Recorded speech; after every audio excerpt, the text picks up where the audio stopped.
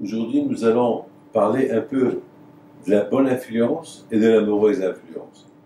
On a vu combien c'est important l'influence. Le Rambam il dit, selon qui tu fréquentes, tu seras. Donc on dit, dis-moi qui tu fréquentes et je te dis qui tu es. Selon l'environnement où on habite, on s'adapte. On habite dans un environnement bien, donc on sera bien. Si on habite dans un environnement qui n'est pas bien, ben automatiquement on ne sera pas bien. La question se pose sur certaines personnalités, comme Lot, le neveu d'Abraham, qu'il a vécu avec Abraham, il n'était pas bien. Il est devenu rachat. Il est parti habiter avec les gens de Sodome. On a vu Esav, lui aussi. Il a habité chez Yitzhak Avinu, il a habité chez Abraham Avinu, il a habité avec Yaakov Avinu, et il est devenu rachat. Comment est-ce possible? Il y avait Rivka. Comment est-ce possible qu'ils étaient des Rechaim? Eh bien, on voit de l'autre côté, on voit beaucoup des fois l'autre, il faisait des choses bien. Et de l'autre côté aussi, on voit Esav qui respectait beaucoup son père, à tel point que le Talmud dit qu'il y a un grand tzaddik dans la Gemara qui dit que moi je respecte beaucoup mon père, mais je n'arrive pas à la cheville comment Esav il a respecté son père. Alors la Gemara dit, et comment Esav il a respecté son père? La Gemara répond que l'autre Esav, il servait à manger à son père, il disait, mon père c'est un tzaddik, mon père c'est un roi, je ne peux pas le servir avec n'importe quel vêtement. Donc, il mettait des vêtements importants pour servir son père. Alors, d'un côté, on voit Esav qu'il est rachat. De l'autre côté, il avait une chose, une bonne qualité qu'il faisait. On voit Esav aussi qu'il est rachat. On voit l'autre qu'il est rachat. On a vu qu'il avait quelques bonnes qualités. Quand même, n'oubliez pas que l'autre, même à Sédom, il a risqué sa vie pour sauver il a éduqué ses enfants pour faire du bien. Et à Sédom, c'est une ville que celui qui fait du bien à l'autre, on le tue. Et sa propre fille, elle a été tuée parce qu'elle a donné à un pauvre à manger. Et comment l'autre, il a risqué sa vie pour servir des invités qui sont venus chez lui à la maison. Et en plus, c'était, nos sages disent que ce jour-là, c'était la fête de Pessah. La fête de Pessah. Alors vous savez que nos patriarches, ils faisaient la fête de Pessah même avant que les Juifs ils soient partis en Égypte. Même avant la naissance des Juifs. Ils ont fait toutes les mitzvot. Et même l'autre, il a fait Pessah. Et en plus, l'autre, il n'est même pas concerné.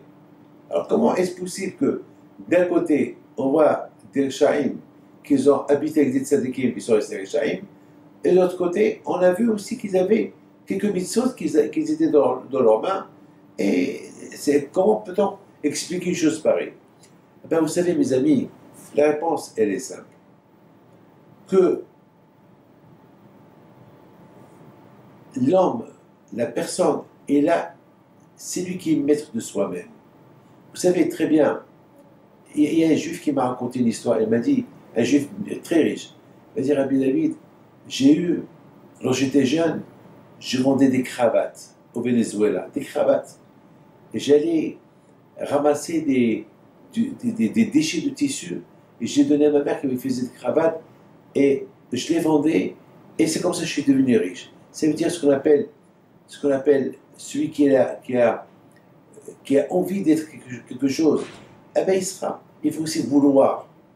Vous savez, il ne faut pas danser entre deux escaliers. Ou tu montes ou tu descends. Tu ne peux pas être entre.